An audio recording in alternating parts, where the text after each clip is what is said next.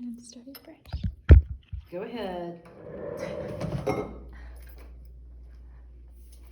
Okay, Amy, thank you so much for joining me today as we identify. It's a pleasure. All mine. As we identify an area of your classroom that you would like to improve. So, I have reviewed your lesson, and you have as well before this meeting. And I just want to know, on a scale of 1 to 10, with 10 being the best lesson you've ever taught, 1 being the worst, how would you rank your lesson? I'm going to put it right in the middle as a 5. Mm-hmm. Okay, and it's because we were doing some reading as a class, but it was virtual. The experience was virtual, and a lot of students had their cameras off, and therefore they were not participating. Their cameras were off, their mics were off, and I couldn't hear them or see them. And if I asked a question, I would get crickets. Mm-hmm. So I had to only engage those, or I was only able to engage with those that were ready, willing, and able to be engaged. Yeah. And so I like to build community. I like to do fun warm-ups. I like to get people comfortable and relaxed to talk, and I like them to feel encouraged about that and not be too self-aware or too self-conscious about reading in front of their peers. So I don't call on people that aren't ready, but I do like to build community, and I used finger puppets to harass people through the camera and to say, "Are you there? Hello?" And then some people would respond to the puppets really well, but it was usually those who were already ready, willing, and able to participate, and everybody else just kind of hid. So it was very hard for me to tell who was listening, who was understanding, and it was really hard for me to assess who understood the material. Okay. Yes. Okay, good to know. What pleased you about that lesson? What just went really well for you? Well, the ones that did participate, we had some good laughs over some things. Mm-hmm. I was able to ask them questions like, well, why did this character paint a cross on his chest before he dove into a waterfall, as opposed to the other character who put a lightning bolt? Like, what would be the difference in the symbolism? And I got some wonderful responses and information and feedback. And that would happen in a live classroom too, where some students would always be willing to take the risk of putting out the wrong answer, but at least willing to do that for discussion purpose. Mm-hmm. But so that went really well, because I was pleased that someone was able to talk to me about how they felt.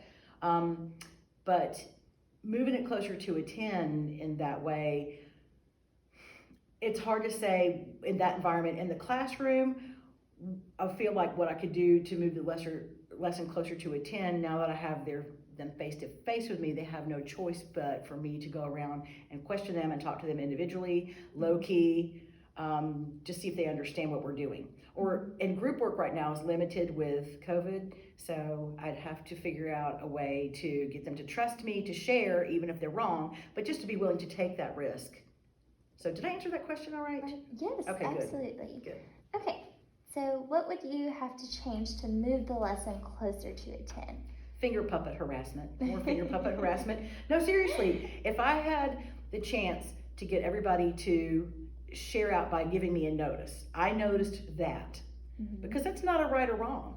Right. That is, I noticed that this happened. I observed that this occurred. Mm-hmm. That is in there. It's a fact, right? And if it was misunderstood, if somebody misread that, then I could clarify that for them. But it's a low risk social participation. And sometimes if you ask kids to do read alouds, they won't do it, but if they get to have a finger puppet to do it, then they might want to do it. So they get to be the octopus or the skunk or the raccoon, and they're willing to read it if they get to have that finger puppet, right? So just a little finger puppet harassment or a little finger puppet encouragement might give them more courage to participate, because even though it's very juvenile for middle school, they still love that little stuff.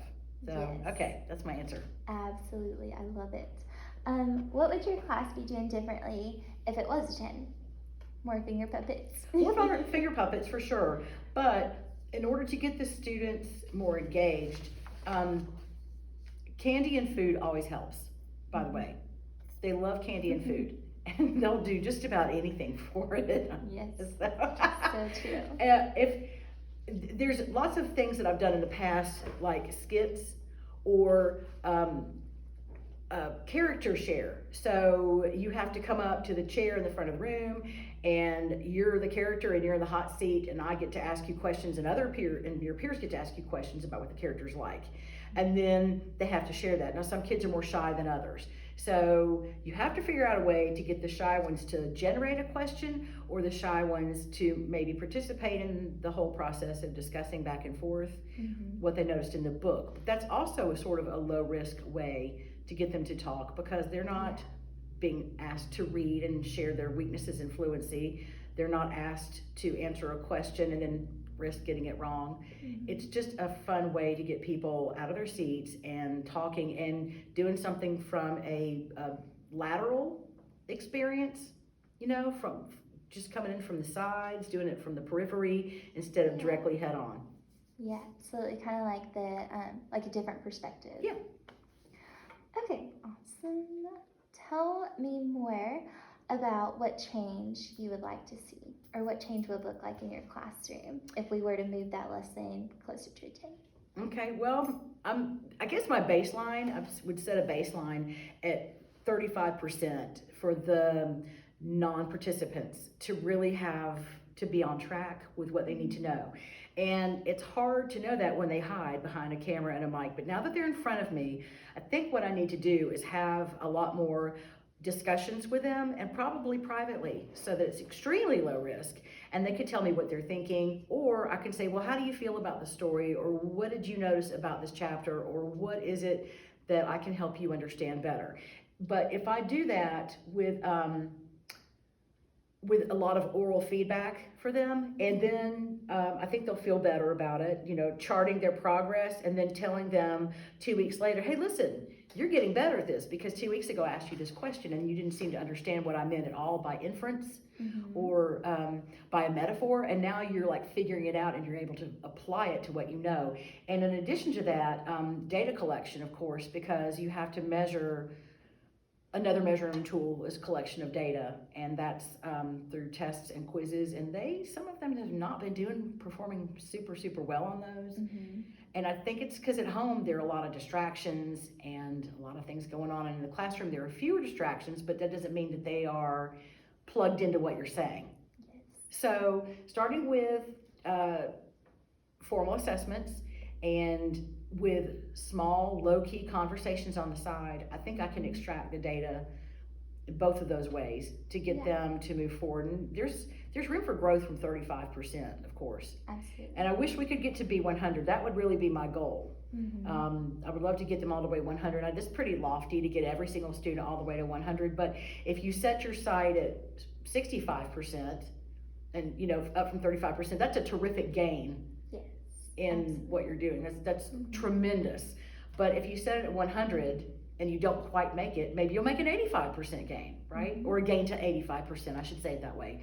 But any growth is better than none. But if you set your sights really high and you don't quite make it, it's better than setting your expectations lower and not arriving, just arriving shy of what you really would want. Yes. So are you saying that you would like to increase student engagement in your class? That would be the change that you would want to see. Of course. And of course it's different coming from virtual and coming back face to face. That student engagement will look very different. And you have students online too. And I do. So we'll have to find a way to engage them as well. And student engagement isn't limited to the experience that a teacher has with his or her students online. Student engagement is a problem no matter where you are. Absolutely. Right? It's an umbrella of how can I motivate this child to participate, or to want to do better, or to encourage him or her to do his or her best. That's always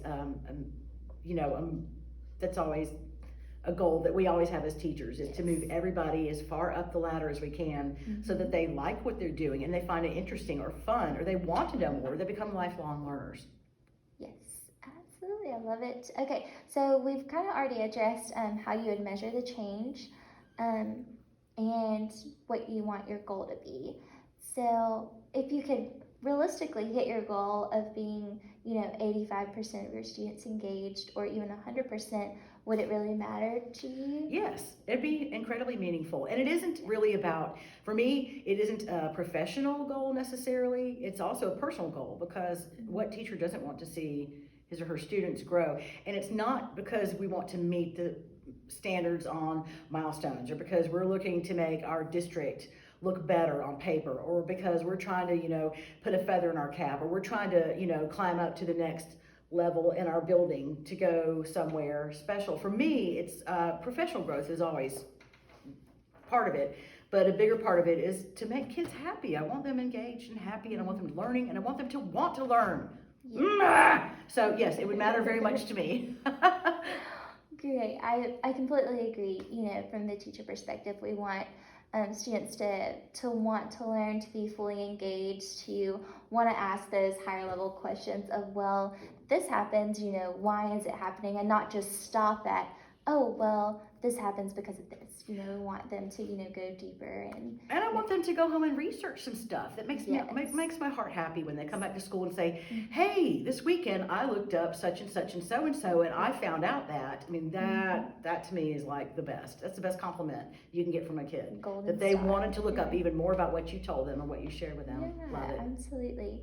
Okay, so now that we've kind of talked about where we are in your classroom and what we want to really focus on, what teaching strategy can you use to obtain your goal?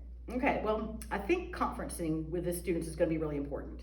I'm going to have a conferencing notebook, and I'd like to walk around real low key while they're reading. And I have a different toolkit for reading strategies. One, of course, is read alouds and popcorns and things like that. And those are your kids that are comfortable sharing reading out loud. But you can't just do that every day. So sometimes you have to have independent reading. Sometimes you have to have maybe an audio reading thing going. So those opportunities that afford me to circulate among students with my conference notebook and ask them those questions and provide them with rewards and encouragement, I think would go a long way, because they know that I care about them. They know that I'm going to come around and check on them. For those who are unplugged and daydreaming and thinking about something else, I can reel them back in.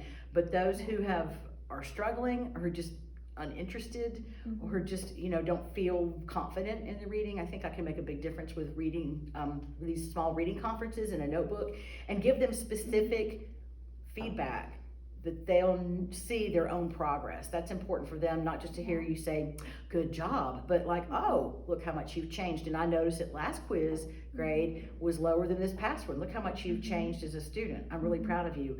And I need to know that they're enjoying things, right? Yes. And I think too, when you conference with kids, you also sometimes you have to have a hard conversation. Like, I think if you studied more, that you'd be surprised at the outcome of what you get. And I can't come to your house to study with you, but you can come in early and we'll sit down and discuss whatever you need to discuss. Happy to work with you to help you understand this better so that you enjoy it more.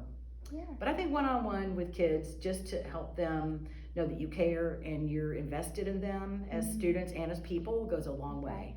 And I think another good thing maybe we could try and implement is that students can track their own progress too, and note, an improvement or something I did to help my grade, even if it doesn't show on the quiz. What did they do to at least try and attempt to increase their reading ability? Right. And I like to send emails too to parents whenever they do super well and say, so-and-so got a 98 today, woo! Because everybody needs some good news every now and then. Absolutely. Including the parents. I agree. Okay, well, thank you so much Well, thank for you. your time, Okay. for identifying our questions. All right. You got it.